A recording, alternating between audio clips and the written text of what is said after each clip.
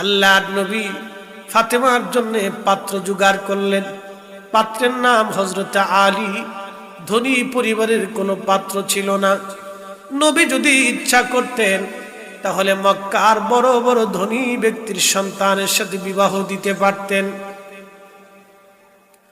কিন্তু ফাতেমার বিয়ে হলো এমন একজনের কাছে যিনি অত্যন্ত দরিদ্র। বিয়ে হবে, নবী বলেন, আলী তোমার ঘরে কি আছে?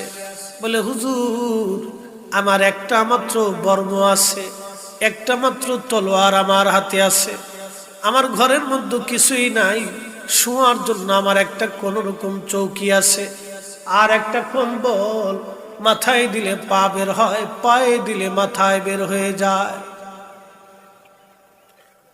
নবী আমার ডেকে বলেন, আলী রে বিয়ে তো করবাই, তাহলে ওই বর্মটা তুমি বিক্রি করে কিছু পয়সা করে নিয়ে আসো। ফাতেমারে তো দেলমোহর দেওয়া লাগবে। বর্মটা বিক্রি করার জন্য গেছে, সবাই দাম বলে মাত্র 3 দিরহাম। যুবকরা বিশ্ব নন্দিনী, আহা সাইয়্যিদাতুন নিসাই আহলিল জান্নাহ ফাতেমার বিবাহের জিনিসটা আপনি দেখে যান, কত সহজ সরল ভাবে বিয়ে হয়েছিল। আর আজকে আমরা বিয়ে করতে যাইয়া বিরাট বড় আয়োজন, 3 দিন পর্যন্ত ডেক সেট বাজাইয়া শয়তানও নাচে, বেডিরাও নাচে, বেটারাও নাচে।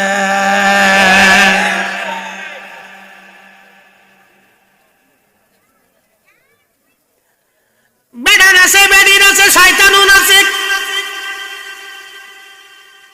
কি কথা খারাপ কইছি? শয়তানে কয় সব আমার খালাতো ভাই, খালাতো বোন, চাচতো ভাই, জ্যাঠাতো ভাই, তোরা নাচতে থাক, আমু তোদের সাথে নাচি।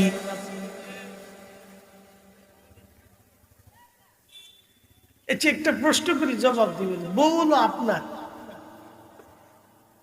সোনা দানও আপনার, কাপড় চুপুরও আপনার, টাকা পয়সাও আপনার, খাওন দাওয়াও আপনার, বিয়ে সাথেও আপনি করছেন, তো বউ সাজাইয়া আর এক বেডারে দেখাই তুই ওকে। কি কথা কর না? বউর সাথে আর এক বেটা দেখাই তুই ওকে। আবার কত বলো দেশ দুস্থ, তোর বাবি পছন্দ হয়েছে নি। চিন্তা করছেন কত বড় বলদের বল। দুস্থরে বউ দেখে পছন্দ করা, দেখছো তুই পছন্দ হয়েছে কি? দেখছো লাম্বা বলদ কোথাকার। এ কাজ করবেন না, সাবধান। নবী সুন্নত তরিকা অনুযায়ী বিয়ে করবেন, খুব মনোযোগ দেন।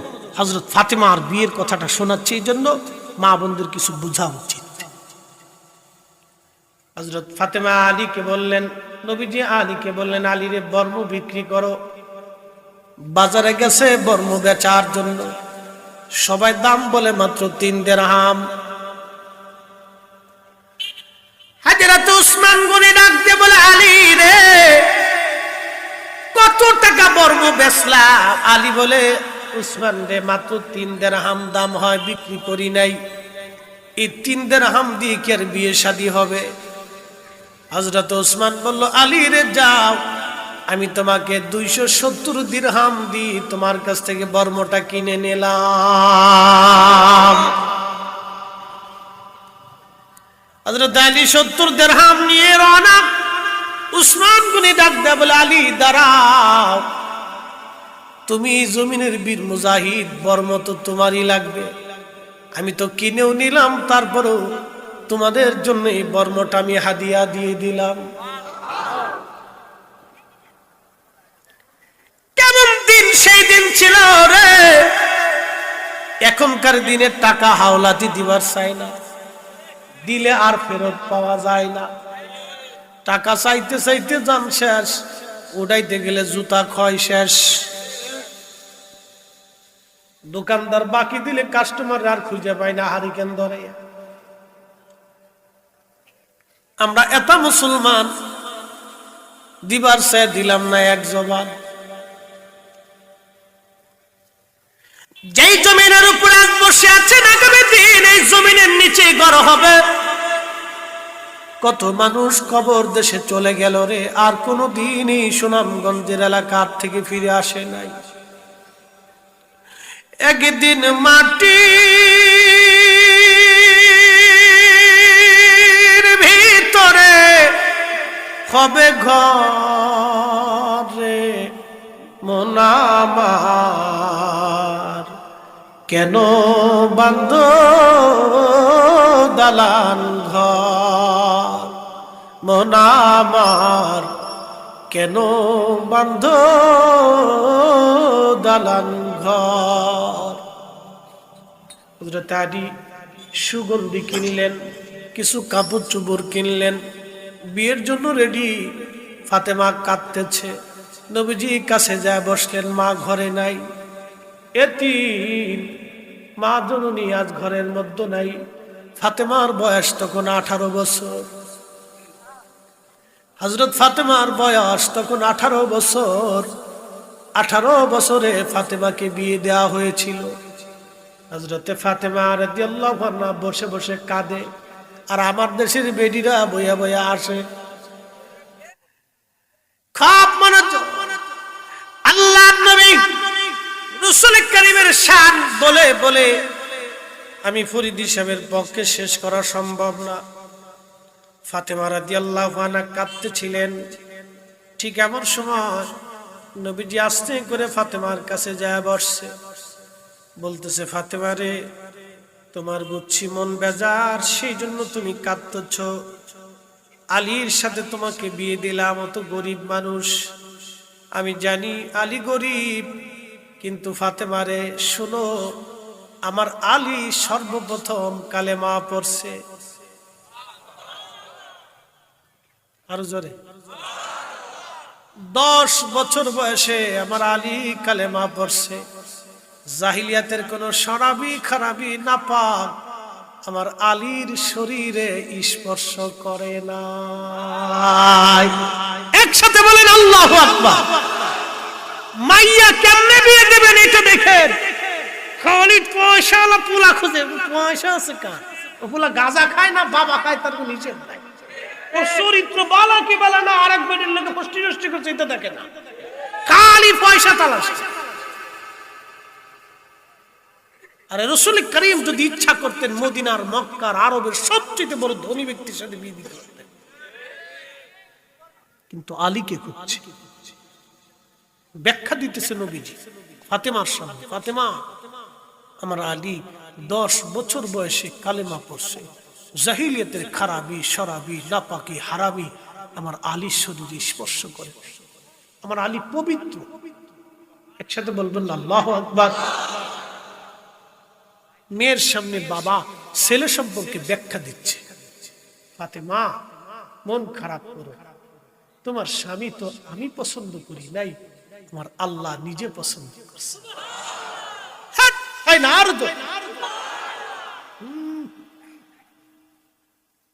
বেড়া উচিত কে পছন্দ করছে? আর আমরা খালি মাল আছে কিনা এটি করছি, ওলার চরিত্র আছে কিনা, গাঁজা খায় না বাবা খায়, কিছু পরে আছে কান্দেন কে? মেয়েটা বিয়ে দিছিলাম, জামাই বালা বলে না, বাবা করে। কথা খারাপ কইছি? দেশে কত ভালো ছেলে আছে, চরিত্রবান ছেলে, হোক না গরিব, তাতে কি আসে যায়? হ্যাঁ, মধ্যবিত্ত হয়েছে তাতে কি হয়েছে? রাসূলুল্লাহ যদি গরিব আলীর সাথে মেয়ে বিয়ে দিতে পারে, আপনি আমি সাথে কি?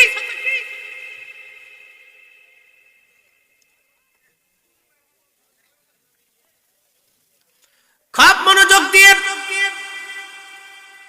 হযরত ফাতেমা চুপ হয়ে গেলেন, কান্না বন্ধ, আর একটাও কান্না নাই।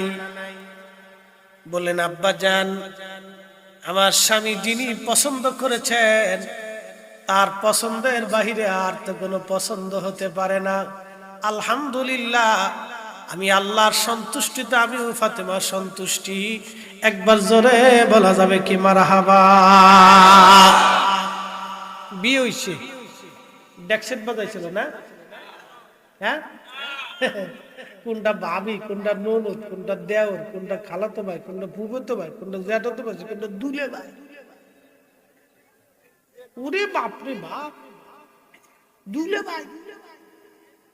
এটারে লইয়ে কাদা দিয়ে সাইড দিয়ে রং দিয়ে কোনটা বেড়া কোনটা বেডি কোনটা ভাবি বুঝার কাদা লষ্টি ফুষ্টি শয়তানি বদমাশি ছি ছি ছি।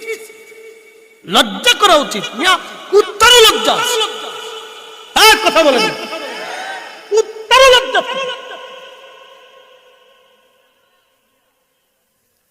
আমরা বিয়ে করি না। খুব মনোযোগ দিয়ে যুবক সমাজ, এগুলি আমাদের শিখার দরকার। জীবন তো কোনো ছেলে খেলা না, বিয়ে সাথেও কোনো ছেলে খেলা পুতুল খেলা না যে এখন খেলবেন সকালে খেলবেন বিকেলে ভাঙবেন।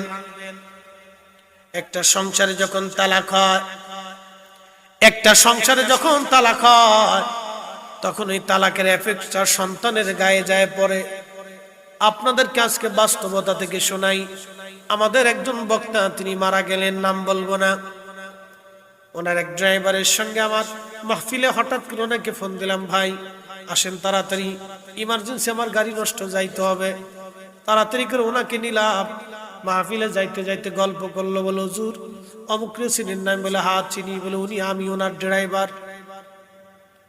তবে হুজুর উনি মারা গেছেন, ওনার জন্য আমার একটু আফসোস হয়। বলে কি আফসোস? বলে উনি দুইটা বিয়ে করছিলেন।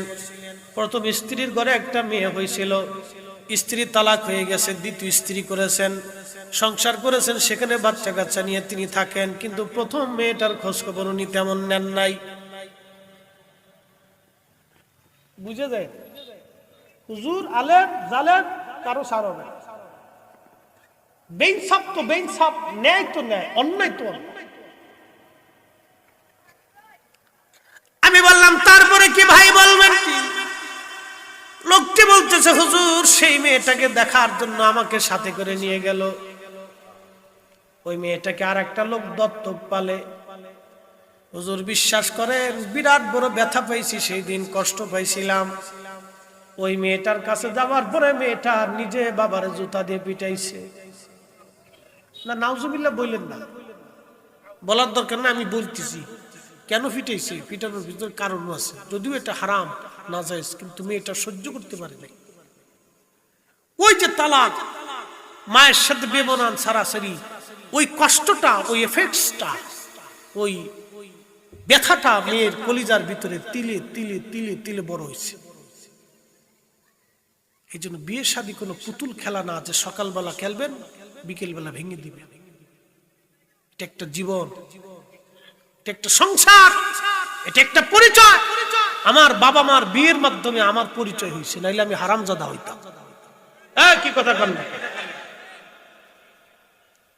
এই জন্য এগুলি করতে হলে আপনাদেরকে খুব হিসাব কিতাব করে করতে হবে। ইসলামিক আইনে রাসূলুল্লাহর চরিত্রে করে, সাহাবায়ে কেরামের আদলে করে, আউলিয়া কেরামের চরিত্রে করে। বাচ্চারা দূরে চলে যা, আজকে খিচুড়ি মিচুরি নাই। আবার চিন্তা করেন না যে তাবরক নাই, তাহলে আমরাও যাই গিয়ে। আসেন না ইনশাল্লাহ? কিছু সময় আসেন, আর 15-20 মিনিট চলুক, তারপর ইনশাল্লাহ দোয়া করে দেবো। ইনশাল্লাহ সারা রাত না, জোরে বলেন সারা রাত না, থাকা লাগবে না, নেকি লেখা হয়ে গেছে। মারহাবা কর। আল্লাহ মানে খুব কিপটিয়া। জুমার নামাজ পড়েন না কে কে? আতুসা করে। বাপরে বাপ, করা মুসল্লি শুনে মইরে যাবো তো, জুমার নামাজ ছাড়তাম না। জুমার নামাজ যে পড়েন এটা বালা। যারা জুমা পড়েন তাদের জন্য একটা সুসংবাদ আছে। জুমার জন্য যখন গোসল টোসল করে পাকসা বইয়া কাপড় চোপড় পরে মসজিদের দিকে হাইটে হাইটে রওনা দেন, চুপচাপ যাবেন, চুপচাপ বসবেন, ইমাম সাহেবের কাছাকাছি বসবেন, জুমার নামাজ আদায় করবেন, চুপচাপ বাড়ি চলে আসবেন।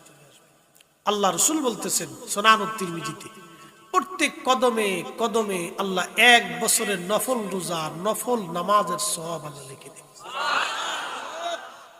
আল্লাহ খুব কিপটিয়া। কত বছর? 1 বছরের নফল নামাজ পড়ছে, এখানে শ্রোতা বক্তা কেউ নাই। 24 ঘন্টা বিরামহীন নফল নামাজের সওয়াব, 365 দিনের 365টা রোজার সওয়াব আল্লাহ লিখে দেবে। জোরে বলেন মারহাবা। এই জন্য তালাকের বিষয়টা খুব ইমার্জেন্সি সাবজেক্ট, খুব হিসাব কিতাব করে জবাবদেরকে বলি, স্বামী স্ত্রীর মধ্যে যদি ঝগড়া বিবাদ লেগে যায় তাহলে হঠাৎ করে হুটহাট তালাকের সিদ্ধান্ত নেবেন না। আল্লাহর নবীজি আমাদেরকে একটা রুলস দিয়ে দিছে। রুলস কি জানেননি? 1 নম্বর, আপনার স্ত্রীর সাথে আপনি কথা বলা বন্ধ করে দিবেন। 3 দিন যদি স্ত্রীর সাথে কথা না কন, দেখবেন ওই বেডি দম ফাইটে কথা কর দেখে বেডি মানুষ কথা ছাড়া থাকতে পারে না, কথা ছাড়া থাকতে আপনার 100 পুরুষ মানুষ বসে থাকবো, কোনো শব্দ হবে না, কিন্তু মহিলারা 2-4 জন বললে কেউ কেউ ঘেউ ঘেউ কেউ কেউ। এটা নাম দিচ্ছি আনলিমিটেড রেডিও, ব্যাটারি ছাড়া। বিবিসি নিউজ খালি চলতে থাকে, বিরামহীন, বন্ধ হয় না। আল্লাহ রাসূলের হিকমতটা যে এত চমৎকার হিকমত, আল্লাহু আকবার। ওয়া ইন্নাকা লাআলা খুলুকিন আযীম, মহান চরিত্র ছিল নবী। আল্লাহু আকবার। এরপরে নবীজি বলেন, সাহাবীরা রে, তারপরেও যদি তোমার স্ত্রী সোজা না হয়, যদি কাছে না আসে, তাহলে তোমরা একই ঘরের মধ্যে বিছানা আলাদা করে দিবা। তার মানে স্ত্রীর বাপের বাড়ি পাঠাই দিবেন আর আপনি নিজের ঘরে হইয়া থাকবেন, তা কিন্তু না। একই রুমের মধ্যে ওনার বিছানা থাকবে দক্ষিণ মোড়া আর আপনার বিছানা হলো উত্তর মোড়া। ওনারটা দক্ষিণে, আপনারটা উত্তরে। দেখবেন 2 দিন 3 দিন 4 দিন পরে একদিন হুট করে আপনার বিছানায় জরিনার বাপ আমাকে শুনিও না।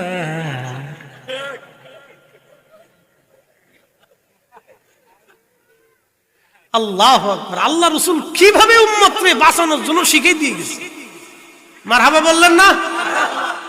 এডি আছে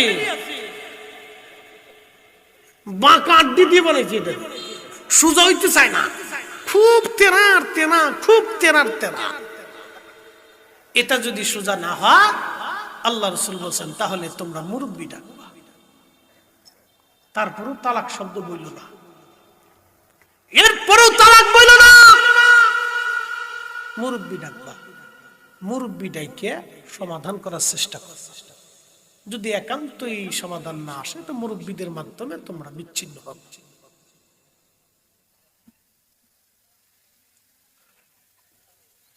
আমরা তো একটু খাওন দেরি হইলে তালাক দিয়ে দিল, শিক্ষার একটা দিছে বেড়া, এত শিক্ষার দেশকে কারণটা কি? বেরি যে রান্না করে আপনি জানেন একটা বাচ্চা ধারণ করতে মার কত কষ্ট হয়? জীবনে দেখছেন বাচ্চা নিয়ে? একটা বাচ্চা পালতে একটা নারীর কত কষ্ট হয় জীবনে পাইলে দেখছেন কোনদিন? কত রাত্র একটা নারী নির্ঘুম কাটাইতে হয় বাচ্চাটার জন্য। আপনি ফুট করে খালি খাওন চাইলে ইডে রাগ করলে তালাক লিব, আপনাকে আমাকে বুঝতে হবে।